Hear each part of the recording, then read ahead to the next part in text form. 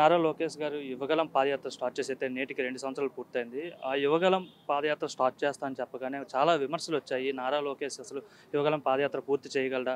పాదయాత్ర అంటే పేటెంట్ వైఎస్ఆర్ ఫ్యామిలీకి అని చెప్పి చాలా వరకు విమర్శలు వచ్చాయి. అప్పుడు దాన్ని ఏం చెప్తారు? 2 సంవత్సరాలు కంప్లీట్ అయింది. హేళన చెక్కిన శిల్పం నారా లోకేష్ అన్న. ఏ రోజైతే యువగలం పాదయాత్ర ప్రకటించాడో నేను పాదయాత్ర చేస్తున్నానని చెప్పేసి ఆయన అడుగు వెయ్యక ముందే వైఎస్ఆర్సీపీలో జగన్మోహన్ రెడ్డి దగ్గర నుంచి జగన్మోహన్ రెడ్డి కాళ్ళ దగ్గర పనిచేసే తాపేదారు దాకా ₹5 పేటీఎం కూలీలు అందరూ కూడా మొరగటం మొదలుపెట్టారు. ఇతని వల్ల ఏదీ కాదు, కనీసం మంగళగిరి అనే పేరుని కూడా సరిగా పలకటం రాదు, జయంతికి వర్ధంతికి తేడా తెలియదు అని చెప్పేసి లేనిపోని హేళనలు, లేనిపోని వెకిలి చేష్టలు, వెకిలి మాటలన్నీ కూడా మాట్లాడారు. ఈ మాటలన్నిటికీ చెక్ పెట్టే విధంగా ఏదైతే జగన్మోహన్ రెడ్డి నాకు 151 మంది ఉన్నారు, వై నాట్ 175 నన్ను ఎవడు ఏమీ పేకలేడని చెప్పేసి ఇలా వెంట్రుకలు చూపించి ఏదైతే మాట్లాడాడో ఈ రోజు తన వెంట్రుకలు తాను పీక్కోలేని పరిస్థితికి దిగజారిపోయే స్థితికి ఈ రోజు లోకేష్ అన్న వాళ్ళందరినీ కూడా తొక్కి నార తీశాడు. ఆ రోజు ఆయన మాట్లాడటం మొదలుపెట్టిన తర్వాత లోకేష్ మాట్లాడితే మన ప్రభుత్వానికి చెడ్డ పేరు వస్తుంది, మన ప్రభుత్వం మీద విమర్శలు వస్తున్నాయి, ప్రజలు నిజాలు తెలుసుకుంటున్నారు, వెంటనే లోకేష్ దగ్గర ఉన్న మైకును లాగేయండి అని చెప్పాడు. మైకును లాగేశారు. కానీ లోకేష్ అన్న రోజు ప్రజానికం మొత్తానికి ఒకటే చెప్పాడు, నువ్వు నా మైక్ లాగేస్తావు కానీ నా గొంతునైతే కాదు కదా, పుట్టుకతోటో నాకు దేవుడు ఒక గొంతునిచ్చాడు, ఆ గొంతుతోటే ప్రజల సమస్యలను ప్రజలకు అర్థమయ్యేలా చెప్తా అని చెప్పాడు. అదేవిధంగా రాయలసీమ ప్రాంతం మొత్తం కూడా మైక్ లేకుండానే మాట్లాడాడు. తర్వాత మళ్ళీ ఉన్నత న్యాయస్థానాలు పర్మిషన్లు ఇచ్చి ఆయన ప్రజల్లో తిరుగుతున్నాడు, పర్మిషన్లు ఇవ్వడిన తర్వాత ప్రతి నియోజకవర్గంలో కూడా ఏ శాసనసభ్యుడు ఏదైతే అవినీతులు చేశాడో ప్రతి ఒక్కటి కూడా ఆ శాసనసభ్యుడి పేరు వాళ్ళ నియోజకవర్గాలు చెప్పి ఆడి ఎంత దోచుకున్నాడు, ఎక్కడెక్కడ దోచుకున్నాడు, దేంట్లో అవినీతి చేశాడో మొత్తం కూడా చిట్టా బయట పెడితే దాన్ని తట్టుకోలేక మరుక్షణం లోకేష్ అన్న అక్కడ మీటింగ్ పెట్టి 5 నిమిషాలు మళ్ళీ పాదయాత్ర చేసుకుంటూ 4 అడుగులు ముందుకు వెంగనే వీళ్ళు వెంటనే ప్రెస్ మీట్లు పెట్టడం. ఎందుకంటే గడిచిన 5 సంవత్సరాల్లో ప్రజల శ్రేయస్సు కోసం ప్రజల కష్టాల మీద ఎప్పుడు కూడా వీళ్ళు ప్రెస్ మీట్లు పెట్టాలి. కానీ లోకేష్ ప్రశ్నించిన వెంటనే 5 నిమిషాలు గడవక ముందే మళ్ళీ ప్రెస్ మీట్లు పెట్టడం, లోకేష్ అని విమర్శించడం, నువ్వు పాదయాత్ర చేస్తున్నావా, మమ్మల్ని రెచ్చగొట్టడానికి చేస్తున్నావా అన్నారు. ఆ రోజు నీకు అసలు మాట్లాడటం రాదన్నారు, అతను మాట్లాడుతుంటే భయపడ్డారు, నడవటం రాదన్నారు, అతను అడుగులు ముందుకు వేస్తుంటే లక్షలాది మందిగా ప్రజలు తరలి వస్తుంటే చూసి తట్టుకోలేకపోయారు.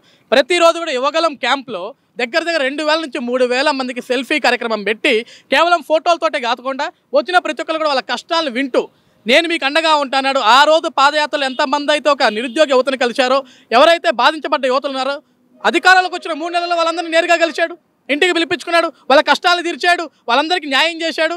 ఈ రోజు కూడా మళ్ళీ ప్రజా దర్బార్ పెట్టి ఈ 7 నెలలుగా ఒక మంగళగిరి నియోజకవర్గం కాదు ఆంధ్రప్రదేశ్ రాష్ట్ర వ్యాప్తంగా వస్తున్న ప్రజానికాన్ని పొద్దున్నే 5 నుంచి 10 వరకు కలిసి వాళ్ళ దగ్గర నుంచి అర్జీలు తీసుకొని వాళ్ళ సమస్యలు మళ్ళీ నేరుగా వాళ్ళ నియోజకవర్గ ఇన్ఛార్జీలతో మాట్లాడి వాళ్ళ సమస్యలు వెంటనే పరిష్కరించడమే కాకుండా ఎక్కడికక్కడ ఇన్ఫర్మేషన్ గ్యాదర్ చేసుకుంటున్నాడు. ముఖ్యంగా ఏదైతే యువగలం పాదయాత్ర ఉందో అంటే ఓవరాల్ ఏపీ చూసుకుంటే రాయలసీమలో ఎక్కువ రోజులు నడిచింది. ఇంపాక్ట్ ఎలా ఉంది? ఎందుకంటే రాయలసీమ అంటే వైసీపీ కంచుకోట, గతంలో కూడా క్లీన్ స్వీప్ అంటే 52 స్థానాలు గెలవడం జరిగింది 54కి. సో అక్కడ ఎంతవరకు ప్రభావం చూపిందని మీరు అనుకుంటున్నారు లోకేష్ పాదయాత్ర? లోకేష్ అన్న పాదయాత్ర మొదలుపెట్టిన తర్వాత రాయలసీమలో గ్రాడ్యుయేట్ ఎమ్మెల్సీ ఎలక్షన్ మనం చూసాం. అసలు మన చేతిలో ప్రభుత్వమే లేదు కదా, ప్రభుత్వ అంతరాంగం మన దగ్గర లేదు, మన దగ్గర బలం లేదు. ఫస్ట్ ఆఫ్ ఆల్ ఆ రోజు ముఖ్యమంత్రి అతనే, ఉప ముఖ్యమంత్రులు 5 మంది ఉన్నారు, వాళ్ళందరూ హోంమంత్రులు వాళ్ళే, కింద ఉన్న క్యాడర్ మొత్తం పోలీస్ యాంత్రాంగం కూడా అతనికే పనిచేస్తే కానీ ప్రజానికం ఆ రోజు చదువుకున్న ప్రతి ఒక్క యువత, చదువుకున్న ప్రతి ఒక్క గ్రాడ్యుయేట్ ధైర్యంగా ముందుకు వచ్చి ఆ రోజు ఎమ్మెల్సీ ఎలక్షన్ గెలిపించడానికి కారణం ఏంటి?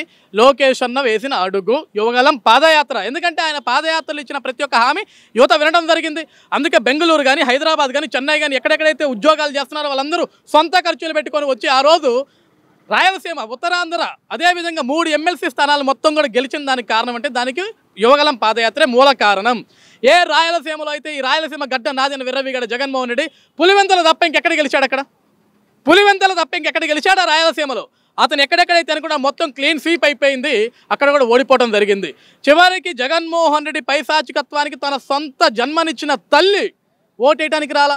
గతంలో జగన్ కోసం నేను జగనన్న వదిలిన బాణానని చెప్పిన చెల్లి తను కూడా జగన్ పనికి మాలోడు, ఈడి వల్ల నా బాబాయ్ చచ్చిపోయాడు, ఈడి వల్ల రాష్ట్రం నాశనం అయిపోయింది, నా అన్నను ఓడించనని చెప్పిన కారణానికి వచ్చిందంటే జగన్ ఇంత దౌర్భాగ్యుడో ఆ రోజు ప్రజానికానికి, రాయలసీమ ప్రజానికానికి మొత్తానికి అర్థమైంది. ఆ రోజు ప్రజలు బయటకు రావడానికి భయపడ్డారు కానీ ఓట్లు వేసే రోజు వాళ్ళ దమ్మేంటో, వాళ్ళ ధైర్యం ఏంటో, వాళ్ళ సత్తా ఏంటో, వాళ్ళ నిర్ణయం ఏంటో చూపించారు. కూటమి ప్రభుత్వానికి ఒక అద్భుతమైన గెలుపునిచ్చారు.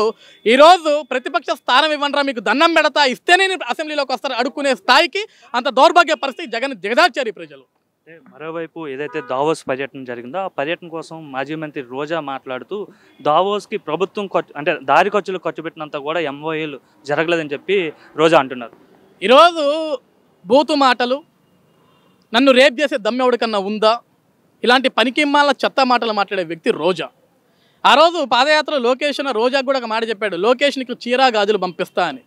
ఒక స్త్రీ అయి ఉండి ఇంకా ఇతర స్త్రీలని డిస్క్రిమినేషన్ చేయటం, హేళన చేయటం. కానీ లోకేష్ అన్న ఎంత పద్ధతిగా మాట్లాడంటే, ఇవ్వమ్మ తల్లి ఆ చీరలు తీసుకెళ్ళి మా అమ్మగారికి ఇచ్చుకుంటాను నేను అని చెప్పాడు. అది ఒక పద్ధతిగా ఒక మనిషి పెరిగిన విధానం. రోజా ఎలా పెరిగిందో, వాళ్ళ తల్లిదండ్రులు ఎలా పెంచారో నాకైతే తెలియదు. ఎందుకంటే మహిళలందరూ కూడా తలదించుకునే పరిస్థితి ఆమె దిగజారిపోయే విధంగా చేసింది. ఈరోజు దావోస్లో వెళ్ళంగానే పెట్టుబడులు పెట్టాలా, 20 కోట్ల రూపాయలు నాశనం చేశారు, దారి ఖర్చులు కూడా రాలేదని మాట్లాడుతున్నారు. అసలు దావోస్కి ఎందుకు వెళ్తారు? కనీసం అవగాహన ఉంది వీళ్ళందరికీ కూడా. మన బ్రాండ్ మీద నిలబెట్టడానికి దావోస్కి వెళ్తాం. ఆంధ్రప్రదేశ్ రాష్ట్రంలో ఇన్ని వనరులు ఉన్నాయి, ఒకసారి వచ్చి చూసుకొని వెళ్ళండి, మేము మీకు అండగా ఉంటామని చెప్తాం. గడిచిన 5 సంవత్సరాల్లో కోవిడ్ని మినహాయిస్తే ఒక్కసారి వెళ్ళాడు జగన్మోహన్ రెడ్డి దావోస్. వాళ్ళు అడిగే ప్రశ్నలకు సమాధానం చెప్పడం చేత ఇట్స్ ఎ లెంతీ క్వశ్చన్ అని చెప్పేసుకొని తప్పించుకొని తిరిగి ఆంధ్రప్రదేశ్ రాష్ట్రానికి వచ్చాడు. 2023లో మళ్ళీ దావోస్కి పోతారా మీరంటే అమర్నాథ్ చెప్పాడు అక్కడ బీభత్సమైన చలి ఉంది, ఈ చలికి పోవటం నా వల్ల కాదు అన్నాడు.